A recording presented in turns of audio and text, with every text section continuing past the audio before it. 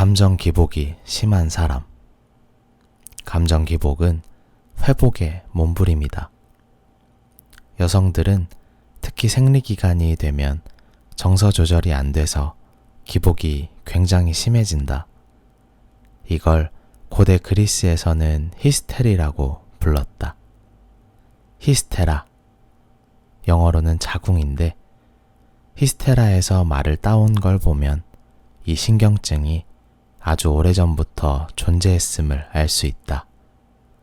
철학자 플라톤은 히스테리가 여성이 아이를 갖지 못하면 자궁이 슬퍼해서 나타나는 현상이라고 했다. 과학적인 걸 철학적으로 풀이한 느낌이다. 사실 자궁의 문제가 아니고 난소에서 생성되는 에스트로겐과 프로게스테론 때문에 일어나는 일이다. 이 두 호르몬은 자궁의 벽을 얼마나 두껍게 만들지, 배란은 언제 할지 결정하기도 하고 뇌와 행동에 영향을 미치기도 한다.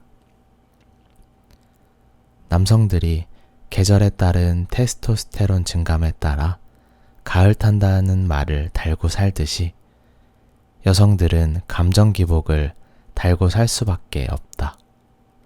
정말이지 여성이 이성적으로 사고할 컨디션이 완벽한 생체 시간은 한 달에 일주일밖에 없는 것 같다. 생리 전 일주일, 생리 기간, 생리 후 일주일을 빼면 한 달에 일주일만 제정신으로 사는 것 같다. 여성들이 매달 호르몬의 격동을 겪으면서도 자신의 의지대로 삶을 끌어가고 있는 것은 실로 경의를 표할 만하다. 생리학적 요인으로 설명할 수는 있어도 감정의 노예가 되는 여성의 억울함은 누구도 알아주지 않는다. 예민한 사람들은 특히 평소에 자기와 몸의 대화를 얼마나 잘 나누느냐에 따라 이 기복마저도 조절이 가능하다. 몸이 호르몬 지배에 들어섰음을 알아차리기만 해도 감정을 컨트롤할 수 있게 된다. 자기 몸에서 일어나는 호르몬 변화에 민감하게 반응하는 것은 몸과 마음을 진정시켜 다시 정상 궤도를 찾아나가는 일련의 과정이기도 하다. 요컨대 감정의 기복은 회복을 위한 몸부림 같은 것이다. 어떤 파티에서도 와인도 한잔해서 텐션이 한창 올라가 있을 때였다. 신 대표, 조울증 있지? 중소기업을 운영하는 어떤 분이 다소 진지하게 말을 걸기에 살짝 장난기가 동했다. 당연하죠. 조증만 있으면 그게 비정상이죠. 울 있어요. 있어. 난 매 순간 웃음과 행복으로 가득한 시간을 살고 싶은 욕구가 충만하다. 누구를 위해서가 아니라 그 시간을 만들어가는 게 너무 즐겁다. 그렇게 뻗치는 나의 하이텐션을 신기하게 보는 사람들도 많다. 없는 텐션을 끌어내는 것은 한두 번은 가능할지 몰라도 매번 그럴 수는 없다. 적절하게 필요한 만큼 텐션을 유지하기란 진심이 아니고서는 어림없다. 흉내낸다고 할 수 있는 텐션이 아니다. 그분의 의도는 지금 저 텐션이 다운되면 우울증으로 가겠네 라는 뜻이었다. 동전의 양면처럼 조증과 우울증을 오가는 사람으로 나를 바라본 거다. 사람이 이렇게 하이텐션만 있으면 그게 정상이게요? 비정상이지. 이 세상 모든 자연 섭리에는 음양이 있는 것처럼 올라갔으면 내려와야 되고 내려갔으면 올라가는 감정 기복은 당연한 거예요. 조증만 있는 거, 우울증만 있는 거 다 비정상이라고요. 모든 입자는 고유의 파동을 가진다.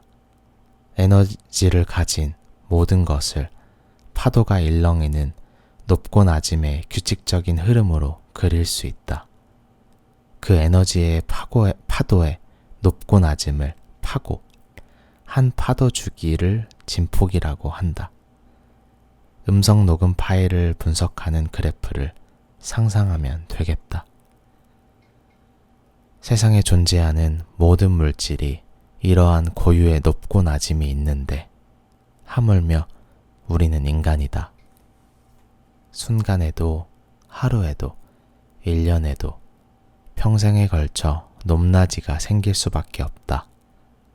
그것이 눈에 보이는 건강이든, 눈에 보이지 않는 감정이든, 타인과의 관계든, 이게 일자라고 상상해봐라.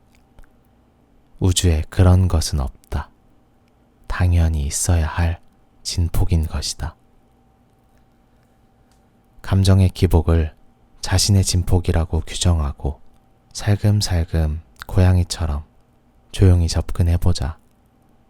테러나 전쟁 같은 엄청 무시무시한 일들을 포함해서 아주 작고 사소한 일들까지 모두 다 감정의 지배 아래 있다.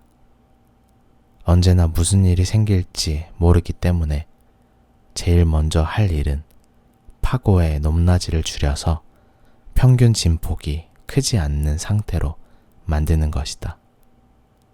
영업을 하는 사람이 큰 계약을 성사시키거나 운동선수들이 메달을 딴다든지 하는 예상치 못한 기쁜 일들이 생기면 급작스런 흥분 상태에 돌입하기 쉽다.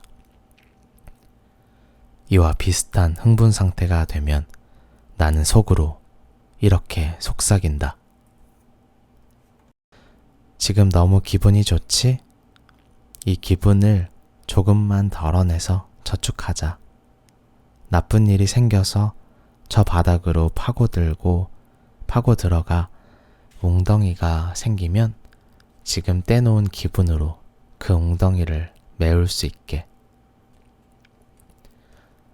불룩솥은 꼭대기 행복을 싹둑 잘라서 조금 덜 누리고 넣어두자는 뜻이다.